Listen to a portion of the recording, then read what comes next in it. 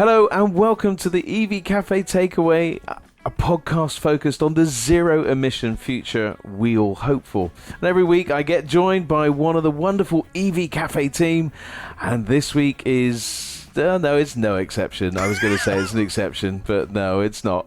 I've got the lovely John Curtis. Welcome, John. You silver-tongued smoothie, you. Hello.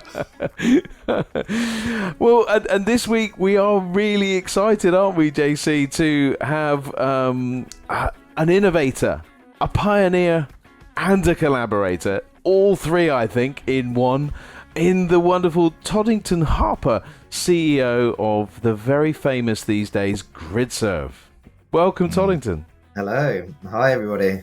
Hello. For those of you on audio, it has to be said that Toddington has the best background that we've ever had on the EV Cafe podcast. So I would encourage you to pop over to YouTube and just see the fish swimming around Toddington's head, or at least that's the way it looks like. But it is quite impressive background. Well done. It's a reminder. So I've built a little miniature coral reef, and I've because at 2 degrees of warming, the unfortunate reality is that 99% of the world's coral reefs cannot survive. According to the IPCC, which is just horrific, and we are on track to massively exceed that. And so my little experimentations of trying to I thought that would be a good reminder, but me trying to maintain 1.5 degrees of warming has been quite traumatic. And so I've had plagues, I've had heating, I've had bleaching, I've had absolutely everything. And so it's really helped me kind of understand how fragile it all really is. But yeah, I am close to my little fishy friends.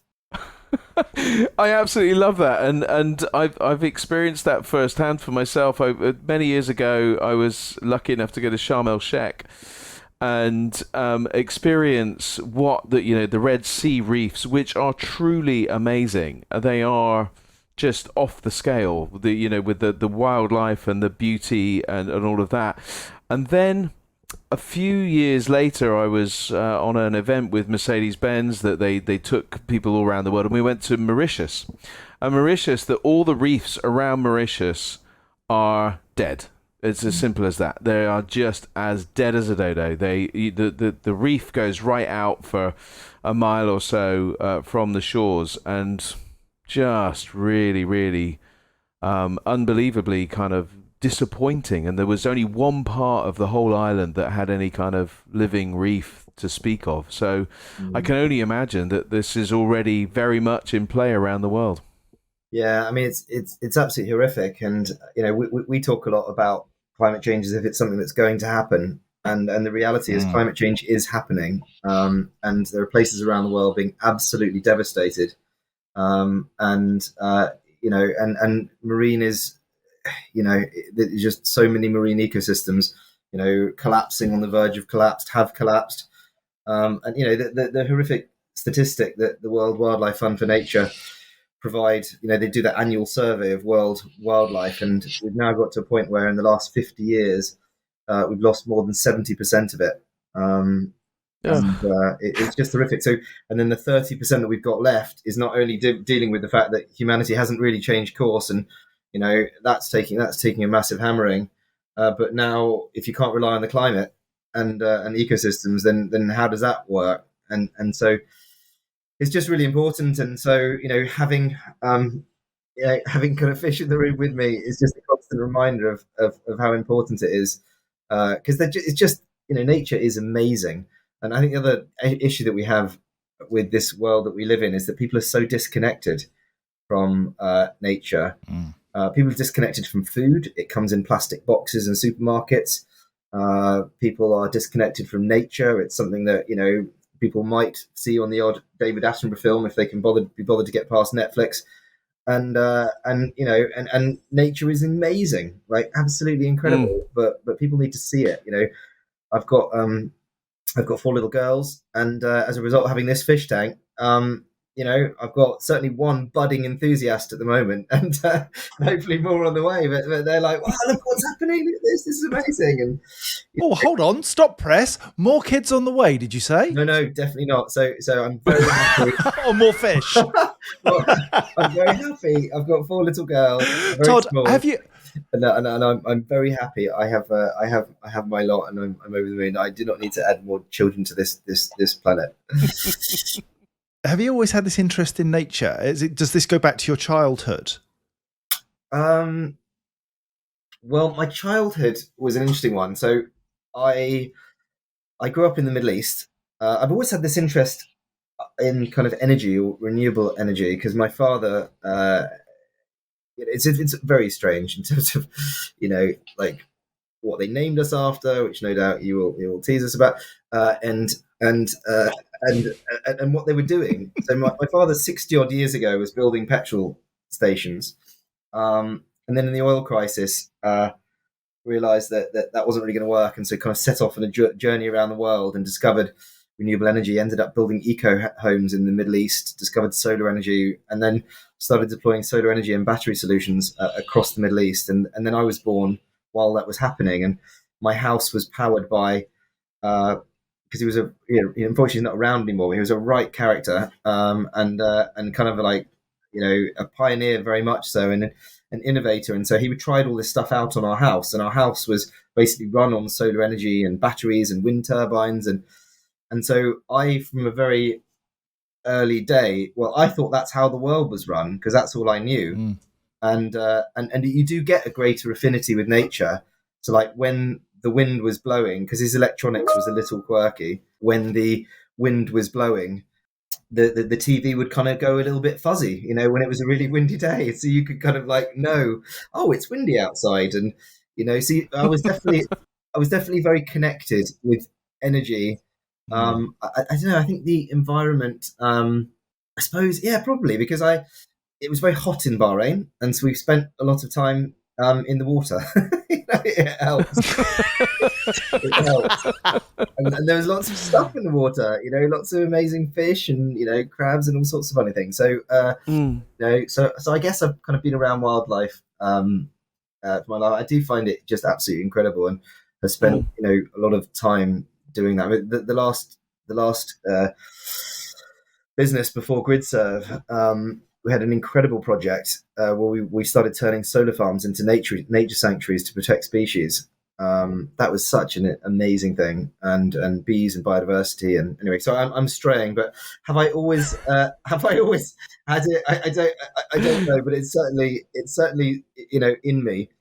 I'm on a mission to really help deliver sustainable energy, and I want to really play a massive role in that. But I also want to play a massive role in protecting nature. I mean, and that it's so fantastic to hear.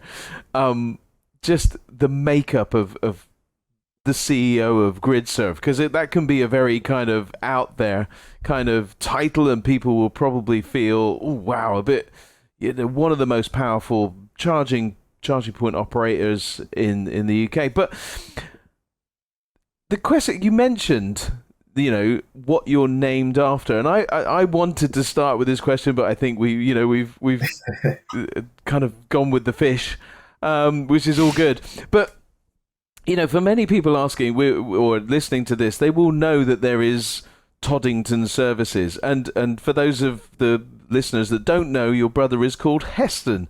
Yes. And in case you didn't know, that's a service station just outside London. In fact, it's the last service station on the M4. And so, which came first?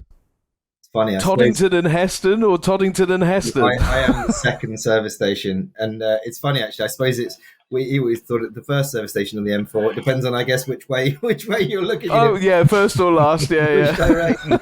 But that's a funny one. We've because that was actually how my name came about. So on the way back from the hospital in London, my parents were calling out names on the way back from my brother, and they went past Heston and Heston Services, and they were like, "What a brilliant name!" And I think my mother had kind of visions of Heston, and probably there was probably Sir Heston in there as well at some point, and thought that's a wonderful name. Brilliant, I'm going to go with that. And then when I was born, there was a lady who basically said, if you were, to my parents, well, look, if you were, nutty enough effectively to call your first firstborn after the first service station on the M1. What about Toddington, the first service on the M4? So what about Toddington, the first service station on the M1? And my mother was like, brilliant, what a great idea, let's do it. which is quite a thing to do. And then the most, but then I ended up with Toddington and then Harper, which is T and H, and they discovered that that's basically the two of the three initials of their house, and they wanted a W in the middle. And so the lady who had apparently come up with this cunning plan for Toddington lived in Warwick, and so that is apparently why they gave me Warwick as a middle name, which made very limited sense to me. That was all I got. I'm sure there's lots of questions. Did they? Didn't they? I mean, there's all sorts of questions that I've had it. And what about Watford Gap? And what about this? And what about that? I'm sure I know. I've heard it all. But the funny one for me was when I was on the way to university in Manchester, and I pulled over into a service station. I drove in, and there it was, Warwick Services. I was like, right. That's it. And then the funny thing is these days is that we now have electric vehicle chargers at Heston Services, at Toddington Services, and at Warwick Services, as well as many others, which is kind of extraordinary. And we kind of we build electric forecourts, which are kind of like electric, electric versions of what we're named after, and it's all very odd and circular, and it's also based on solar energy, which was kind of the start of what my father set out to do, and was doing many moons ago. So thank you for such candor. I so appreciate it. It's great. So let's pick up on that, Heston. So you mentioned Gridserve, and you now have these wonderful chargers in the ground. Where did the brainchild for Gridserve come from? Was it your idea and you thought, oh, I know, I've come up with this jolly wheeze? Or was it a part of an iterative process and you worked with lots and lots of people and investors and so on to thrash out what problem you were trying to solve? Yeah. Which came first? So as I mentioned, so I've been building sustainable energy businesses for more than 20 years on a journey of really trying to get the world back into, the sense of, well, what made sense to me when I grew up, that the world was powered by solar energy and batteries, and, it all made sense. And fossil fuels was a very peculiar topic that I learned, that I discovered, geography teacher at school, who turned around and said, so how's the world powered, and where does energy come from? And I was like, well, it's pretty obvious, isn't it? It comes from solar panels and wind turbines. And he looked at me like I was an absolute alien and was like, no, he doesn't know what he's talking about. He's a weirdo, that guy. Like it comes from fossil fuels. It comes from, and I was like, what are those things?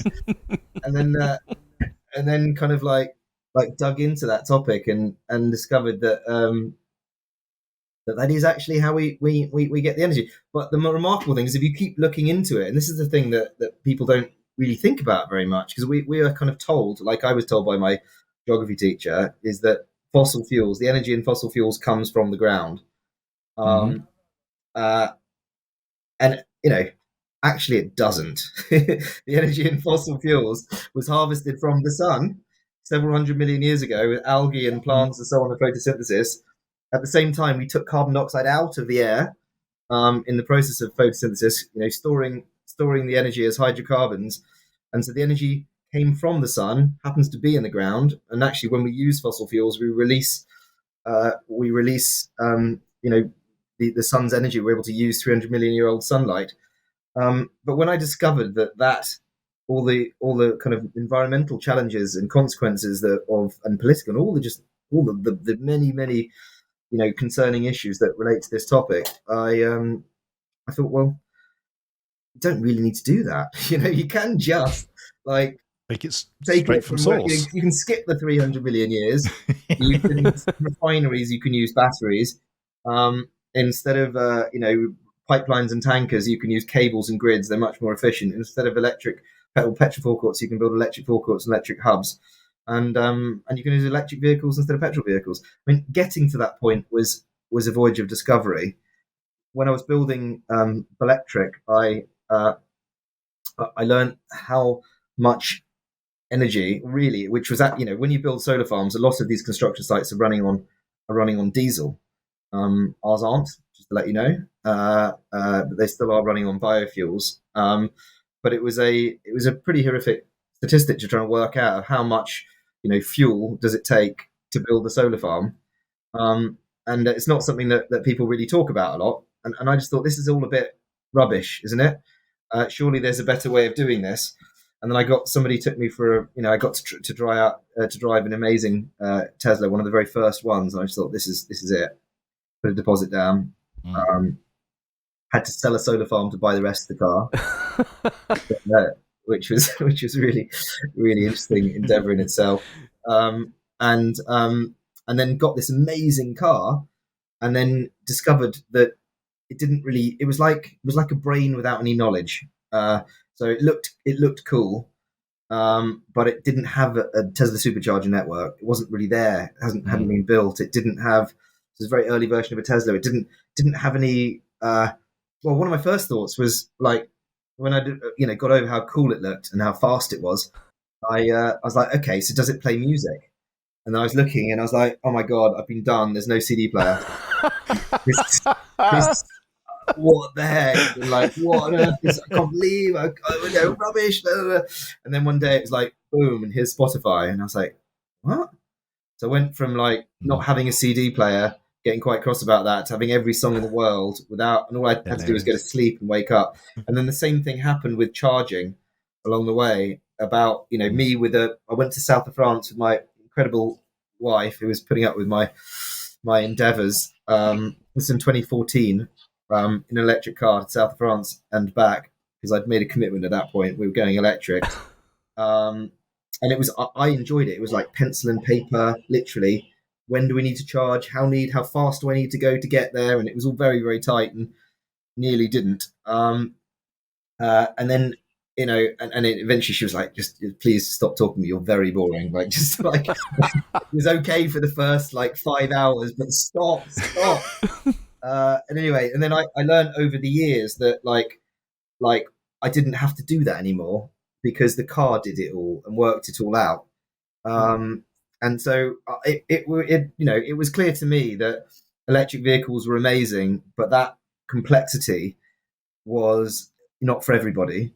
And if we're going to, really make the transition that we now need to do within the timeframes required to address the climate crisis, then we need to really make this easy, and we need to make it much better than it was. And it was also clear to me that if you didn't have a Tesla, I also learned this because my Tesla was then pinched in lockdown, which was horrific. Horrific. It's a first world problem, but it was, I suddenly woke up and didn't have this amazing car. Other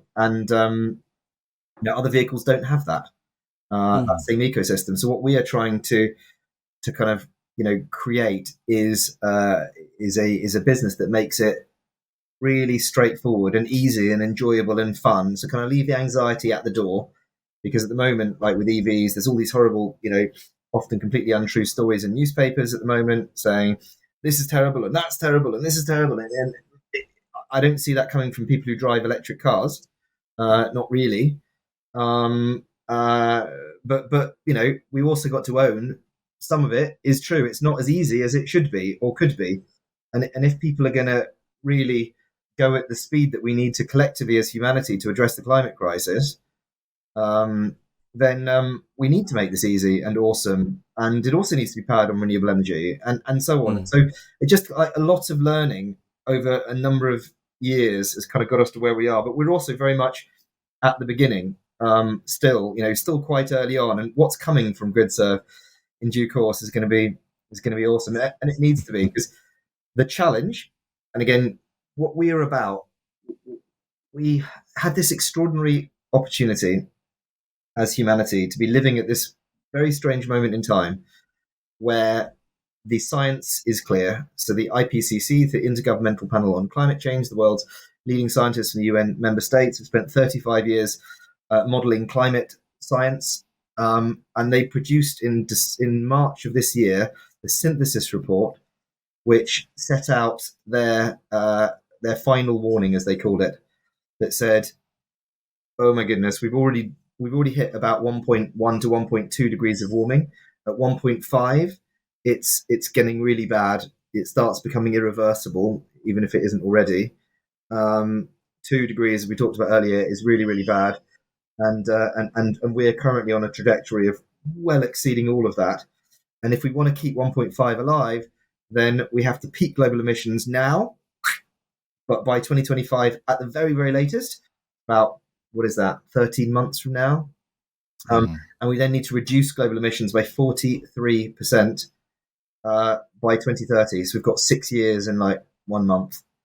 And that's the science by the world's leading scientists, irrespective of what you hear in the newspaper and what, vested interests and what might want to make you think or people think to slow things down. The actual science says that. And so what we are trying to do is we're like, oh my goodness, we are born in this era where we have a very, very finite window of time. The future generations who will never have this opportunity again will judge us, and they will say, how well did you respond when the science was clear, when the world's leading scientists issued their final stop warning, you must do this now? Are we going to be the ones that respond or not? And whilst it seems like, well, how is that even possible? How is it? We have to do this, don't we? Is it not our collective responsibility to throw the kitchen sink at it? And so Gridserve are absolutely doing everything we can to be a part of the solution to make it happen. But we're also approaching it pragmatically. That if you need, to deliver so much change, you've got to make it easy and enjoyable and fun. And the great thing is you can do that now because electric vehicles are great. Renewable energy is cheaper than fossil fuels. They're fun.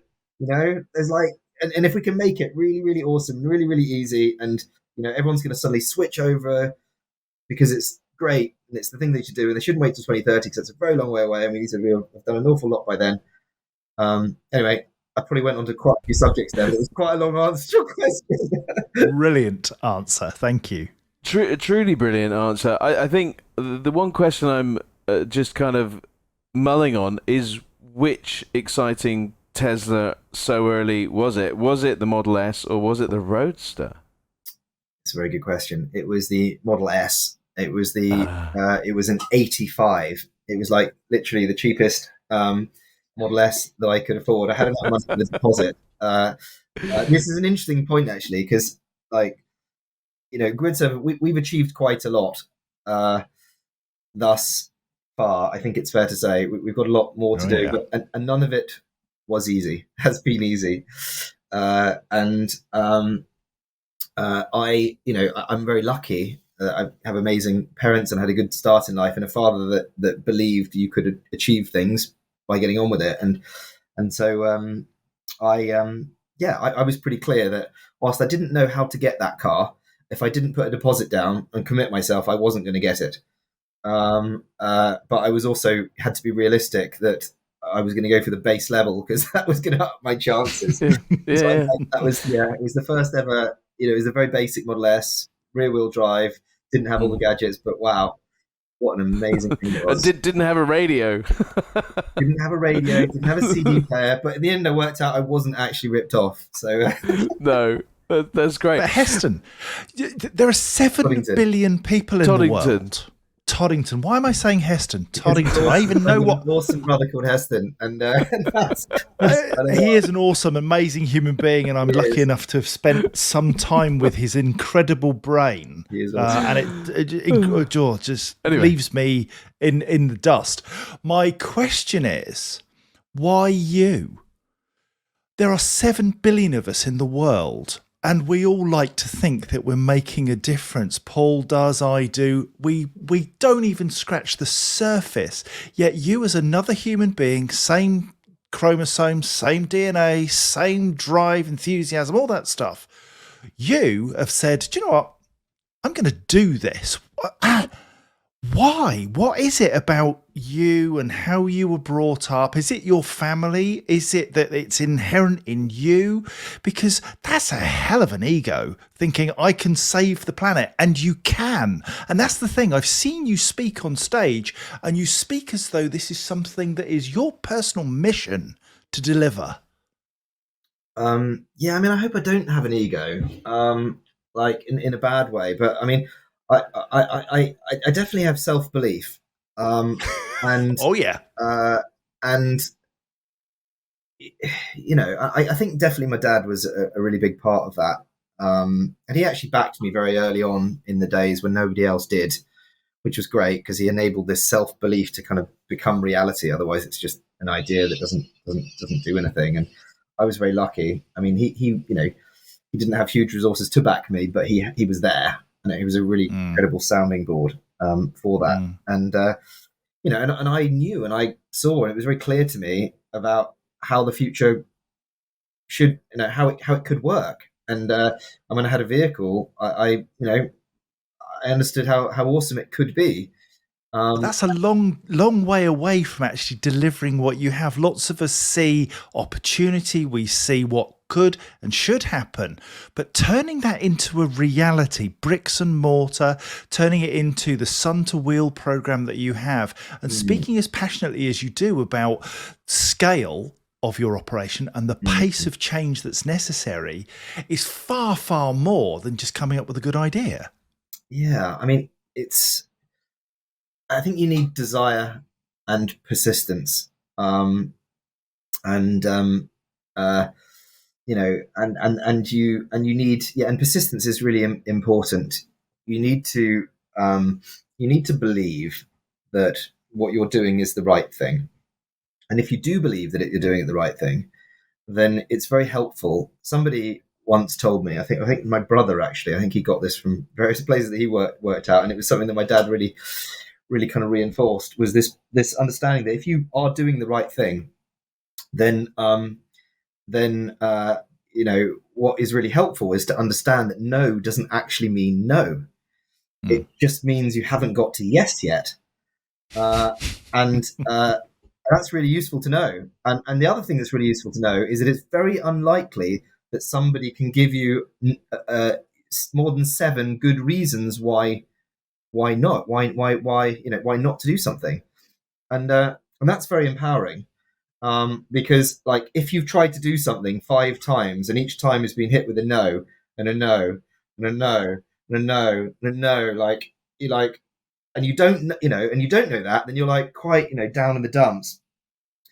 On the other hand, if you now know you've only got 2 more no's until you get a yes, you're like, brilliant, I'm nearly there.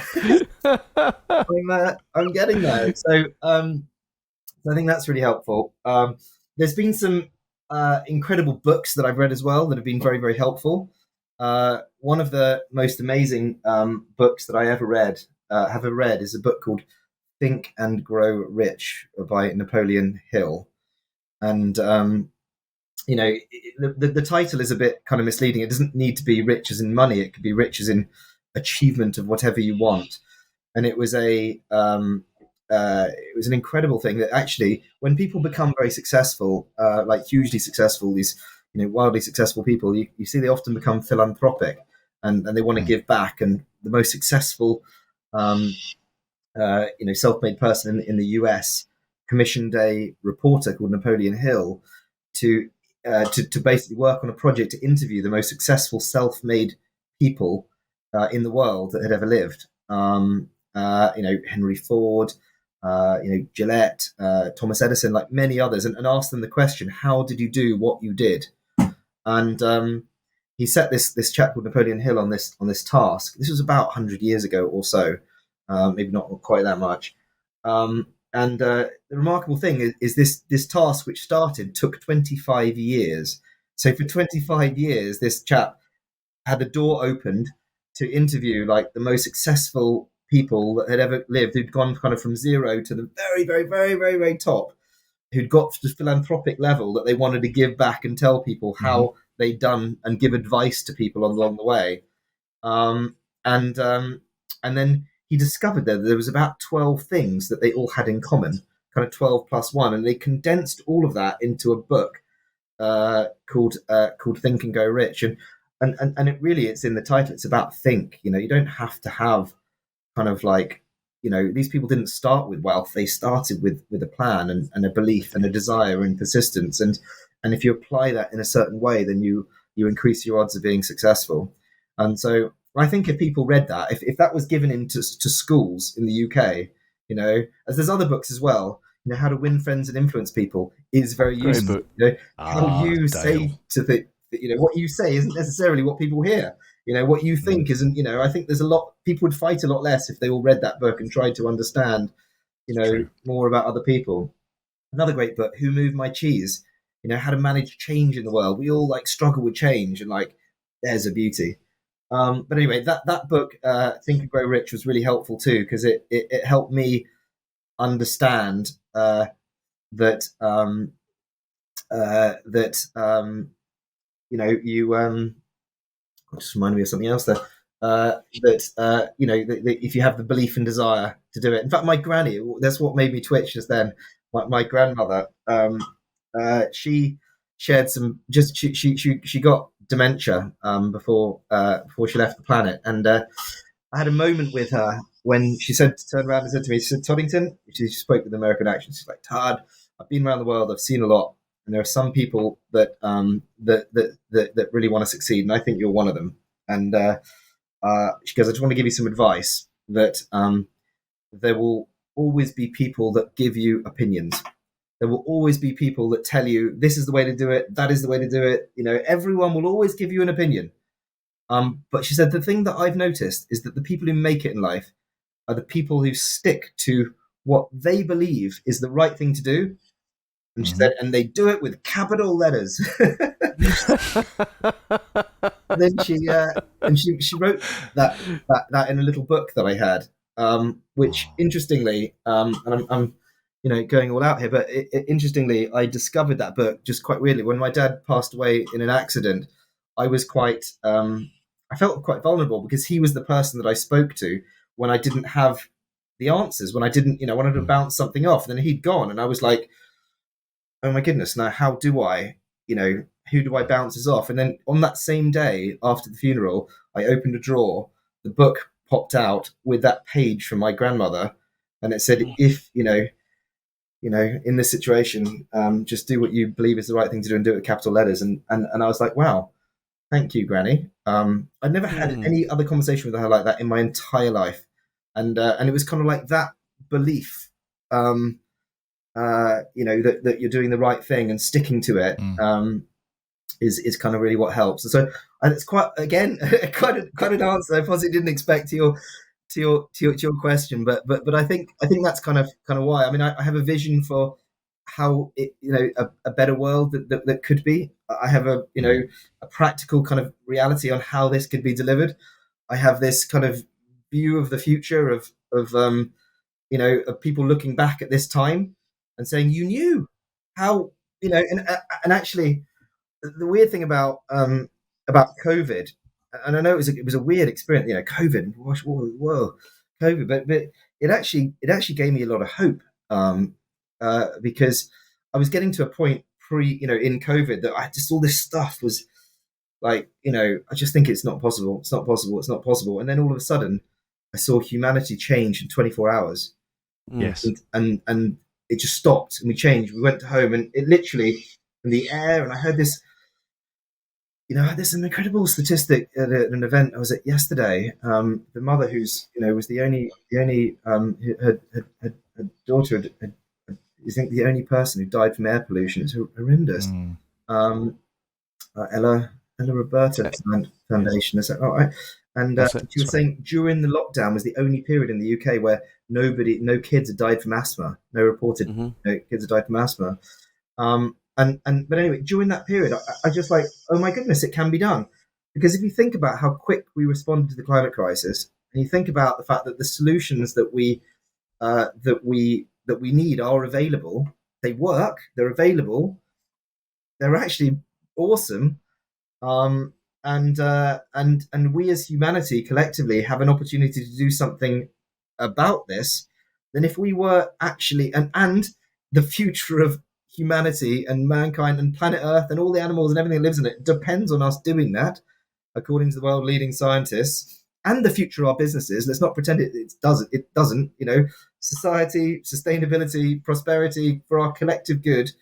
Irrespective of which businesses we work in, it depends on us doing the right thing.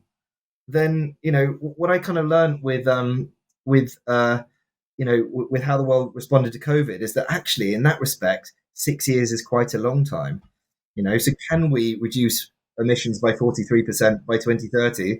Well, if we respond with a level of desire and persistence and impact that the world did then, we'll knock this out of the park. But we need to do that, and certainly Gridserve are, and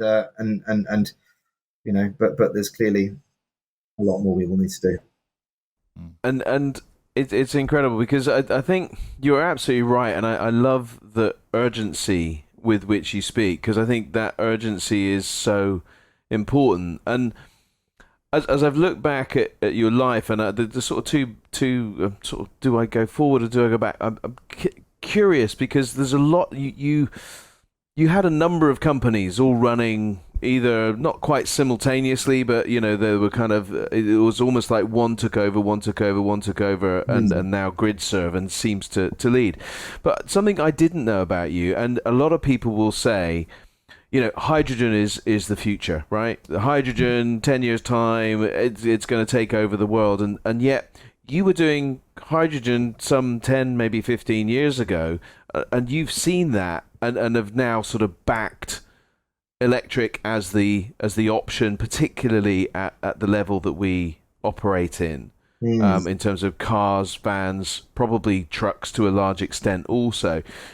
Just talk us through that kind of understanding, that learning that you began there, and also then all the iterations, obviously not into everyone, but what took you to back electric as a solution over other solutions?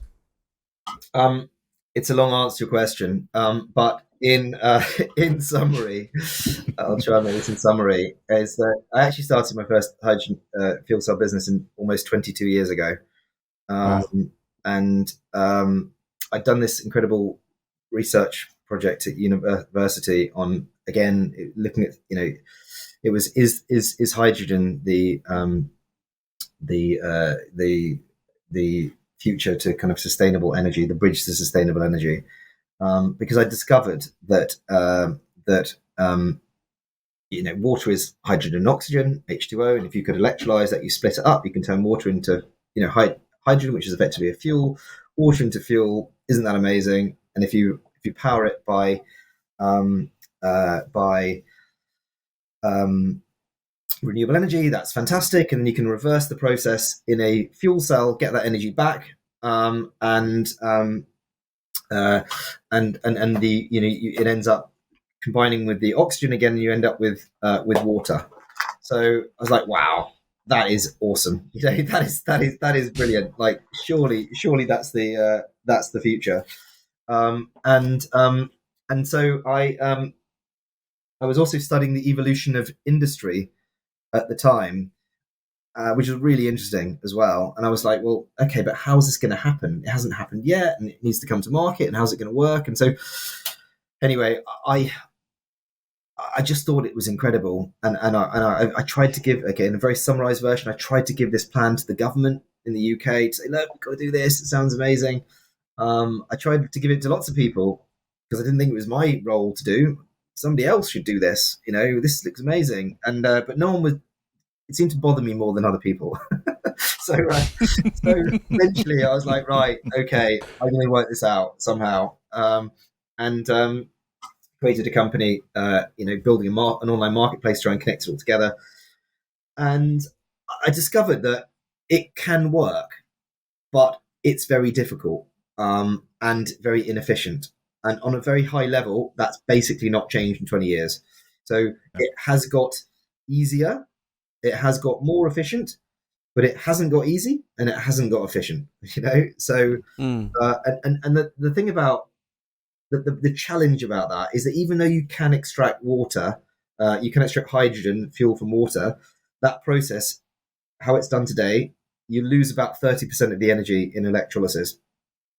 You then need to compress that hydrogen, which doesn't like compressing very easily, to very, very high pressure using incredibly high, expensive materials.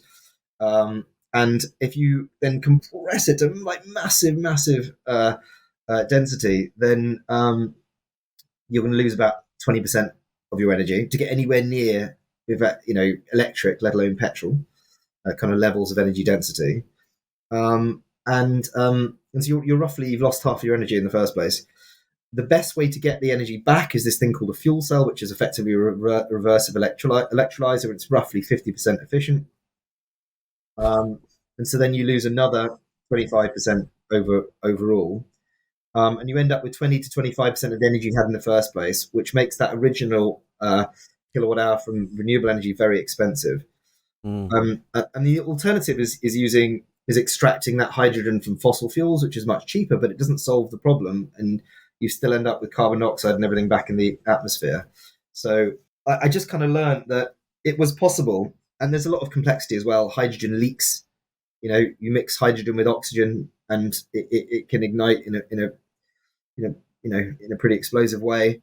So there's lots of materials that are needed to sort of support that and prevent that happening. It escapes from basically anything because it's the smallest element, and it's just difficult. So if you try really, really, really hard, it's difficult. Fuel cells themselves are difficult. The catalysts, the membranes that kind of support the reaction that corrode very easily. They're expensive. You don't get the kind of the warranties. So I just kind of worked out in this journey of trying very, very hard, being incredibly persistent, that it was possible to make it work, but not in a way that could be commercially viable. And what I mean by commercially viable is not just how do we make it, competitive with what we have today. You need to make it better. You need to make it cheaper, ideally, better, cheaper, etc. And we were just never in the game.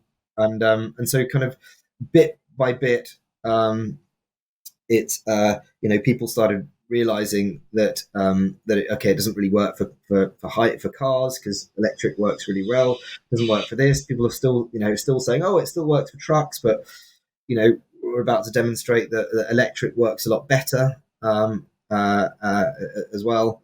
And I ended up in the process of that first project led into as I started realizing that this wasn't perhaps the answer that could be delivered certainly in the timeframes we need. I started working closer on a kind of a wider picture. I started working with the United Nations. I went to the first COP event in 2008, COP 14 in Poland with the United Nations. And I was at Copenhagen, which was like the event before. It was meant to be where we signed, we talk about the Paris Agreement. It was meant to be the Copenhagen Agreement, and it all fell apart. And it fell apart for lots of reasons. But the principal one I thought was that it was just a very expensive thing to do. And politicians, generally wouldn't want to sign up for something, and people wouldn't want to sign up for something if it's a very expensive thing that's going to stress economies and make those economies uncompetitive. It's a hard basket problem to solve, and so I started thinking that okay, we just need to make this easier. We need to find solutions that can be delivered at scale, at pace, that can have a path that can be less expensive than petrol and diesel and gas and all the stuff that causes problems, and better. And so, I tried 10 years. I tried for fuel cells and hydrogen. Just difficult, whereas you get into solar, wow, you can leave these things outside for like 30 years and still give you a warranty. I was like, wow, this is amazing. This is incredible. And electric vehicles, oh my goodness, they're brilliant. They're fun to drive. They're exciting. They've got all this tech. Music works. I discovered that as well. Charging is a bit difficult, but it doesn't have to be. It can be really easy. And then the same thing we're now applying. So we recently announced that we managed to secure a government grant from Innovate. Government being fantastic for us. And government gets a lot of bashing. Everyone gets a lot of bashing, don't they? Grid gets a lot of bashing. Government gets a lot of bashing. I think we should all do a lot less bashing and a lot more kind of focus on what we need to get done together, working together collectively. Government supported us with Braintree. when I was, came with this idea of going, no, actually, I think in the future, mass market, we need these things called electric forecourts that serve lots of vehicles. And people were like going, oh my goodness, like what kind of Kool-Aid is this guy drinking? Um, I mean, they did. I had meetings with investors, and they said things like, I had to create a model for Braintree that included an example of, because people said, but what if no one turns up to charge? Oh, come on, they will. But like, what if they don't? I'm like, oh gosh, coffee. We'll sell them coffee. You happy with that? And they're like, okay. And what about? So we created all these other business models. We had versions of electric forecourt business models that we had to prove that in a really, really conservative scenario, when nobody turned up to charge, it still wouldn't be an absolute disaster. And so that was the challenge. And then Innovate was like, I like your plan. This sounds cool. And then we had this amazing, Hitachi Capital now, Navuna, this amazing chap, Robert. Robert, who came and believed in the vision, and Innovate supported it, and we built it. And you know what? People do turn up to charge, and it's incredible. And then, so now what we've done is I think Innovate liked that, and we liked that, and it was great. And I think that's probably the most famous charging project anywhere, pretty much. And it works really, really well. And that was helped with a government, partnership. And now we're doing the same with heavy goods vehicles, the electric freightway project, where we're like, right, okay, there's been enough discussion, enough debate, enough like opinions. Let's just do it. Let's just do it. Let's just build a UK-wide charging network for electric heavy goods vehicles. Let's work it all out, and let's make it awesome. So that's the plan. And that's what I love, because you say that it was probably the best known project that's been done, the Braintree electric forecourt, but doesn't it serve all of the things that you were looking to do? So if I go to a charge point, perhaps a little en route charge point that might be tucked in a bush somewhere with no lighting, no signage, no people to help me, all of that kind of stuff, I would be forgiven for thinking that this is a retrograde step. In some respects, I'm getting no help here. But what you've done is kind of all of the things that you've been talking about, making it easier, educating, kind of giving people an opportunity to come and learn, making it simpler, faster, all of those good things. The forecourts are really a bit of everything of that, aren't they? Yeah, I mean, it's an opportunity to make it awesome. And that was the great thing. I mean, we when we started with the forecourts, we kind of like, the initial thought was, can we just get a petrol station, don't you? And then you like add chargers, and then you start thinking, well, but are they designed for people to spend, half an hour or more? We had no idea how long people would spend at the time, and what can they do there? And do you need more charging bays than you would at petrol stations? And we actually found ourselves, like, because the goal was awesome, we found ourselves like tied up in just complexity. And then we worked with some incredible designers and people and so on, and it was just clearer. It just made sense to say, okay, here's a blank sheet of paper. How do we make it awesome? What is it that we can do? And that's what we did. Plus, with all the other revenue streams that we built in, we were actually very helpful. That investor feedback, even though they give us a big hard time about charging, they really did make us think as well about we use batteries to balance the grid, and enhance revenue from the grid connection. We've got a great relationship with Smiths, with Costa, with M&S.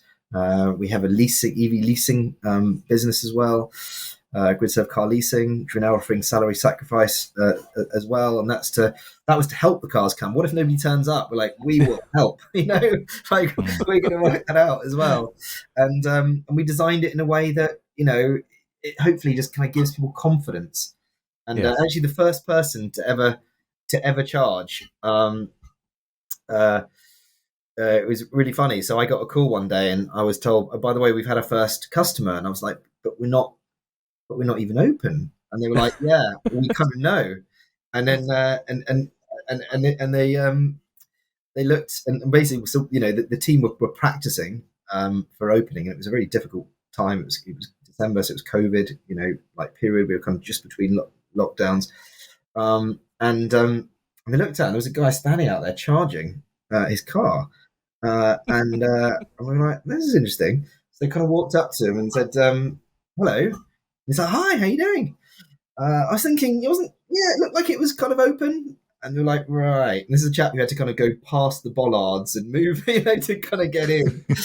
And they were like, so what are you, interesting to meet you. What are you up to? And he said, well, basically, I live in the area. I can't charge at home. I thought, it doesn't matter anymore because you're building this thing. So I've gone and bought myself an electric car. And I just figured I need to turn up and charge it. We were Build like, it and they will come. it works. And then the extra really funny thing was called, and he would say, so what's your name? And he went, oh, I'm called Brian, which was a very funny one for me because Brian was my father's name, and that is exactly what he would have done. Wow. One of the things that we don't talk about very often, but I've seen firsthand, is your ability to inspire your people, the Gridservers, of whom there are, what's the number now, Toddington? You've got a great number of people that work in the team. Around 300. They are almost... It's an incredible experience to be with your people because they all get your vision. They all get your practicality. They all understand what it is they're there to do. And they do it in exactly the way you speak, which is with enthusiasm, with knowledge, with passion. They just go and get on with it. How do you motivate 300 people to consistently deliver your vision? Because you're one of the very few leaders I've ever seen who does that. I think everyone's quite clear about the why, like why we do what we do. I think that's really important to kind of understand. The Gridserve's purpose is to deliver sustainable energy and move the needle on climate change. And so we know why. The how is is actually more complex. And whilst we achieve a lot and have achieved a huge amount as a business, there's so much more to do. And it's been incredibly educational for me as well. I've never built a business as large as Gridserve before. And we're really only just starting. Our whole platform, our business is designed because our goal is moving the needle on climate change, and because the challenge is effectively how do we reduce global emissions by 43% by 2030. What's very clear is that the world does not have the time to reinvent the sun to wheel. Just and do it.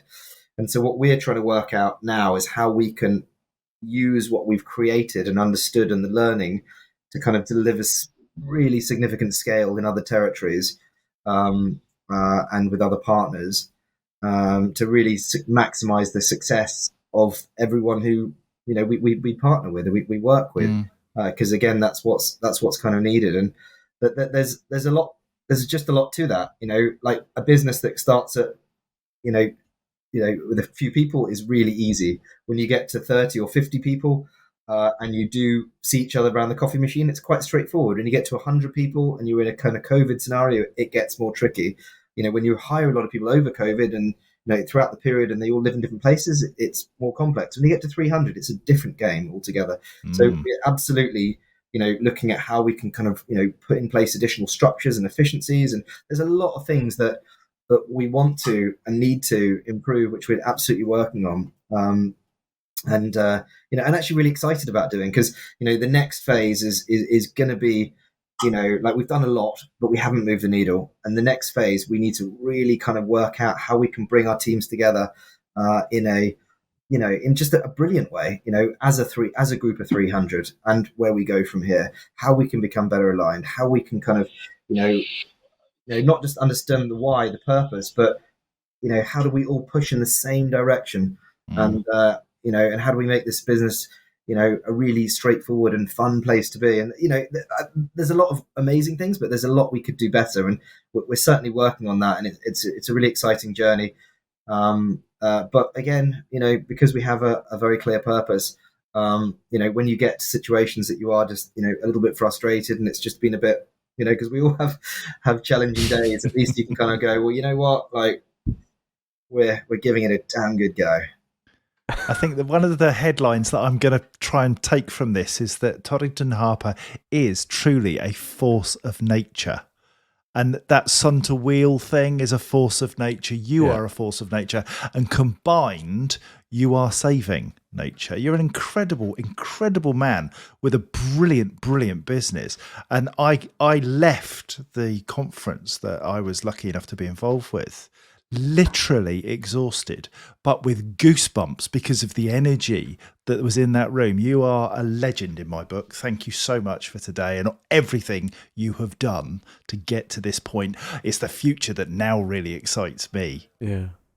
Yeah, I appreciate that. I do. I would also say that we've just got such amazing people in the business as well. I may have vision, and I may be able to inspire, and I'm so delighted that people came with me on this journey. But my goodness, they're awesome as well. So thank you, and I don't take anything away. I really appreciate that. I also want to give a massive shout out to the Gridservers, and and maybe there's other people out there that want to come and join our.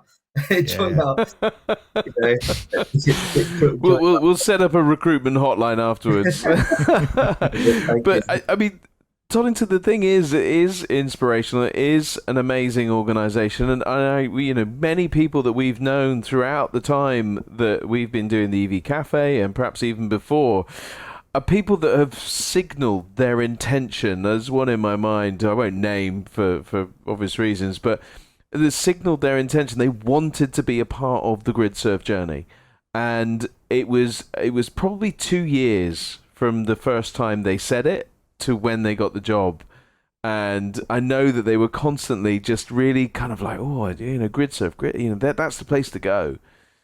And I think you'll have many, many more people. It is inspirational. Your single-mindedness is just so impressive, and I think that's the thing. Looking back at what your granny said, you are doing everything in capital letters, and it just felt as you were articulating the why, the urgency, the evolution of the how. It was all in capital letters. These are the definites. These are the non-negotiables. And we don't care what anybody else does. We've got our mission to move the needle on climate change, and we will play our part for the fish in the background and for the people in the foreground. Rosamond spoke so powerfully. It's yesterday in our time, but obviously as people back at the Transport and Energy Conference, she spoke so powerfully of her daughter Ella. And you're so right, that lockdown period where everything changed, and we all remarked on it within a number of days. The sky felt clearer. And it just happened to be sunny at the time and all of that good stuff. But everything felt just better. And that's the future that you're building with Gridserve, but also independently as a lobbyist and as a voice in our industry to drive that change. And I love that picture of your granny in capital letters. But what's really interesting is that Gridserve is in capital letters. Yeah. So every time now I see that, I'm going to think of your granny. That's interesting. I didn't feel that. We are grateful to your granny, and but also to your mum and your dad. Your mum is such an absolute wonder. She's so proud of her boys. She's a superstar. Yeah. But great. Listen, Toddington, it has been so good of you to share so openly, right from how you were named, but also that engine room that is in your mind and your heart that drives you and this wonderful organization called Gridserve, and we really appreciate a door into that world today. And I know that many people will be inspired. Follow Toddington on LinkedIn and reach out via the website. Go to the Gridserve website, and obviously go and see Braintree. And one will be down the road in Stevenage. It was down the road for me in Stevenage in the not too distant future. And there's one up in Norfolk, in Norwich, and Gatwick. Gatwick is coming to go. So hopefully next month. There we go. So there'll be many opportunities now, whether you drive an electric vehicle or you don't. Many people turn up at Braintree, or did turn up at Braintree, that have never driven an electric vehicle, thinking, what is all this fuss about? Go and see how easy it can be. Go and see and understand this sun-to-wheel mindset at those sites, but also be confident that as you travel up and down the motorway service network, that there are many, many charge points from Gridserve and others, to be fair, up and down this important highway. And we look forward very much to the electric freightway coming to life as well. That is exciting. And we'll talk to you about that on another day. But for now, Toddington, thank you so much for your candor, for your openness, and for all that you've given us today in terms of inspiration. So thank you very much. Thank you. All the best, everyone. Thank you. Have a great day, everybody, and check out the evcafe.org for many more podcasts in a similar vein, and be inspired not only by this one, but by many others too. Have a great day, everybody.